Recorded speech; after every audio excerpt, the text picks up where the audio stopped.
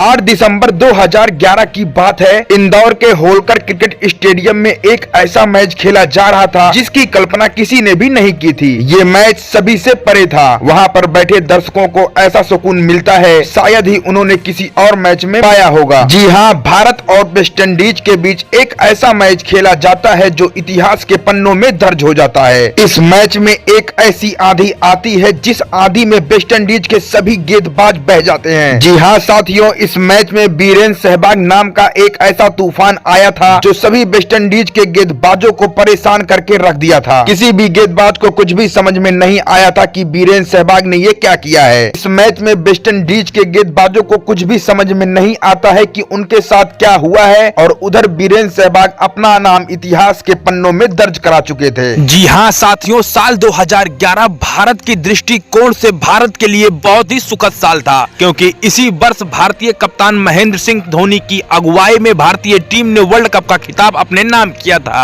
और साल के अंत में जाते जाते वीरेंद्र सहवाग ने भी अपना नाम इतिहास के पन्नों में लिखवा लिया था। तो फ्रेंड्स, आइए अब देर न करते हुए चलते हैं वीरेंद्र सहवाग की उस विस्फोटक पारी पर जिसे देखकर बार बार मजा आता है। लेकिन फ्रेंड्स, वीडियो में आगे चलने से पहले मेरी हाथ जोड़कर आप लोगों से रिक्वेस्ट है कि अगर आप वीरेंद्र सहवाग को दुनिया का सबसे विस्फोटक बल्लेबाज मानते हैं तो चैनल को जरूर सब्सक्राइब कर लें, क्योंकि फ्रेंड्स ऐसी वीडियो बनाने में बहुत ही मेहनत लगती है और फ्रेंड्स आपके एक सब्सक्राइबर से हमारा मनोबल बहुत ही ज्यादा बढ़ जाता है। तो फ्रेंड्स इस चैनल को जरूर सब्सक्राइब कर लें। तो फ्रेंड्स आइए अब चलते हैं वीरेंद्र सहवाग की उस विस्फोटक पारी पर। तो जैसा कि फ्रेंड्स मैंने आपको पहले ही बताया है कि ये मैच भारत और वेस्ट इंडीज के बीच खेला जा रहा था और ये 5 मैचों की सीरीज का चौथा मैच था और सबसे खास बात ये थी कि इस सीरीज में वीरेंद्र सहवाग कप्तानी कर रहे थे। तो फ्रेंड, टॉस का समय होता है और भारतीय कप्तान वीरेंद्र सहवाग टॉस जीतकर पहले बल्लेबाजी करने का निर्णय लेते हैं और वेस्ट इंडीज के गेंदबाजों को गेंदबाजी करने के लिए आमंत्रित करते हैं। अब टॉस जीतकर बल्लेबाजी करने के लिए भारत के 2 धुरंधर ओपनर बल्लेबाज कप्तान वीरेंद्र सहवाग और गौतम गंभीर बीच मैदान पर आते हैं और वहीं पर टॉस हार चुकी वेस्ट इंडीज की तरफ से पहले ओवर की जिम्मेदारी अपने कंधों पर कैमर रोच उठाते हैं। अब पहले ओवर की बात की जाए तो पहले ओवर में भारतीय बल्लेबाज कैमर रोच को सम्मान देते हुए बहुत ही सावधानी से खेलकर 2 रन ही बनाते हैं और भारतीय टीम की पारी का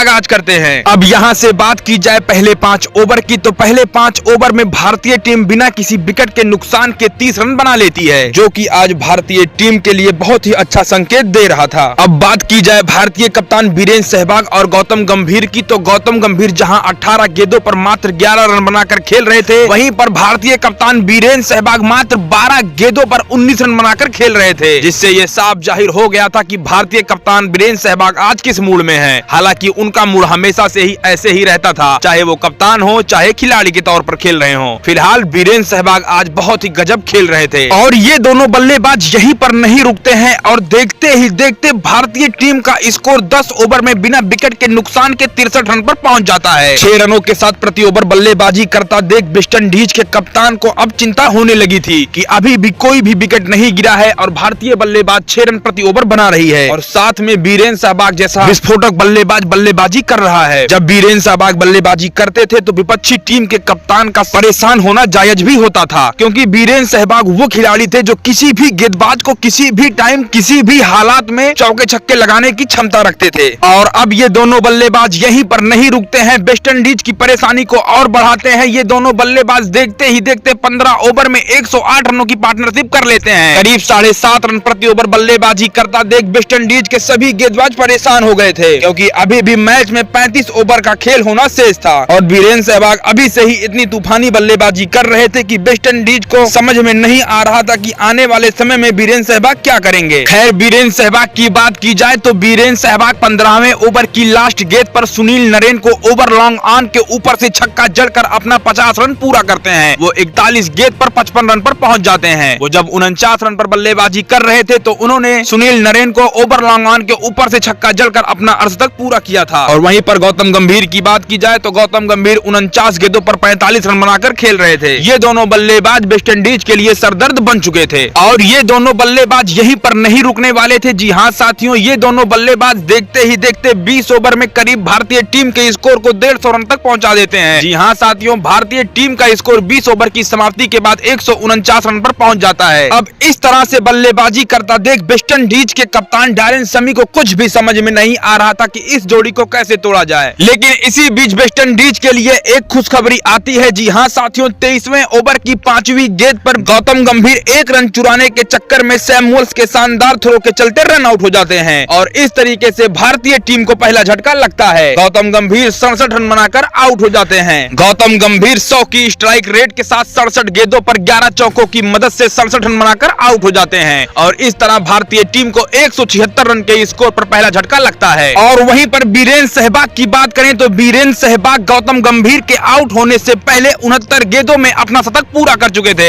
और साथियों वीरेंद्र सहवाग ने अपना शतक अपने ही स्टाइल में पूरा किया था। जी हां साथियों, वीरेंद्र सहवाग चौका लगाकर अपने अंदाज में अपने शतक को पूरा करते हैं। अब गौतम गंभीर के आउट हो जाने के बाद वीरेंद्र सहवाग का साथ देने के लिए बीच मैदान पर आते हैं सुरेश रैना। अब इन दोनों के बीच बहुत ही तेजी के साथ पार्टनरशिप शुरू हो जाती है और देखते ही देखते 34वें ओवर में भारतीय टीम का स्कोर 250 रन के पार पहुंच जाता है। भारतीय टीम के टोटल स्कोर की बात करें तो भारतीय टीम 34 ओवर की समाप्ति के बाद 255 रन बना लेती है और वहीं पर इन 255 रनों में बात करें वीरेंद्र सहवाग के स्कोर की तो वीरेंद्र सहवाग मात्र 109 गेंदों पर 147 रन बनाकर नॉट आउट खेल रहे थे और वहीं पर उनके साथी बल्लेबाज सुरेश रैना 28 गेंदों पर 31 रन बनाकर नॉट आउट थे। अब 36वें ओवर की बात की जाए तो 36वें ओवर की तीसरी गेंद पर वीरेंद्र सहवाग 112 गेंदों पर अपना 150 रन पूरा कर लेते हैं। हालांकि इस बार वीरेंद्र सहवाग 2 रन ही ले पाते हैं लेकिन उन्होंने गेंद को पूरी तरीके से बाउंड्री के करीब तक पहुंचा दिया था। अब वीरेंद्र सहवाग को इतनी जल्दी 150 रन पूरा करता देख पूरी वेस्ट इंडीज की टीम में सनसनी मच गई थी। किसी भी खिलाड़ी को, किसी भी गेंदबाज को कुछ भी समझ में नहीं आ रहा था कि बीरू को कैसे रोका जाए और इधर वीरेंद्र सहवाग एक से बढ़कर एक बाउंड्री लगाए जा रहे थे। अब बात करें भारत के 300 रन के स्कोर की तो भारतीय टीम 40वें ओवर की पहली ही गेंद पर 1 रन लेकर 300 रन बना लेती है। हालांकि इसके बाद 41वें ओवर की दूसरी गेंद पर 125 की स्ट्राइक रेट के साथ 44 गेंदों पर 6 चौकों की मदद से 55 रन बनाकर सुरेश रैना आंद्रे रसल के एक शानदार थ्रो के चलते रन आउट हो जाते हैं और इस तरह भारतीय टीम को 316 रन के स्कोर पर दूसरा झटका लगता है। और अभी तक देखा जाए तो इस मैच में अभी तक कोई भी वेस्ट इंडीज का गेंदबाज विकेट नहीं ले सका था, दोनों ही विकेट रन आउट हुए थे। अब सुरेश रैना के आउट हो जाने के बाद वीरेंद्र सहवाग का साथ देने के लिए बीच मैदान पर आते हैं एक और लेफ्ट हैंडेड बल्लेबाज रविंद्र जडेजा, लेकिन रविंद्र जडेजा कुछ खास नहीं कर पाते हैं और मात्र 10 गेंदों पर 10 रन बनाकर आउट हो जाते हैं और फाइनली 44वें ओवर में कोई गेंदबाज वेस्ट इंडीज को विकेट दिलाता है। अब रविंद्र जडेजा के आउट हो जाने के बाद वीरेंद्र सहवाग का साथ देने के लिए बीच मैदान पर आते हैं रोहित शर्मा। अब इस ओवर में रविंद्र जडेजा के आउट हो जाने के बाद उसकी अगली गेंद पर एक ऐसा वर्ल्ड रिकॉर्ड बनने जा रहा था जिसकी कल्पना किसी ने भी नहीं की थी। जी हाँ साथियों, वीरेंद्र सहवाग 197 रन पर खेल रहे थे और उसकी अगली ही गेंद पर वीरेंद्र सहवाग एक शानदार चौका लगाकर अपना दोहरा शतक पूरा करते हैं और वो ऐसा करने वाले विश्व में दूसरे बल्लेबाज बनते हैं। जी हाँ साथियों, ऐसा करने वाले पहले बल्लेबाज भारत के ही सचिन रमेश तेंदुलकर थे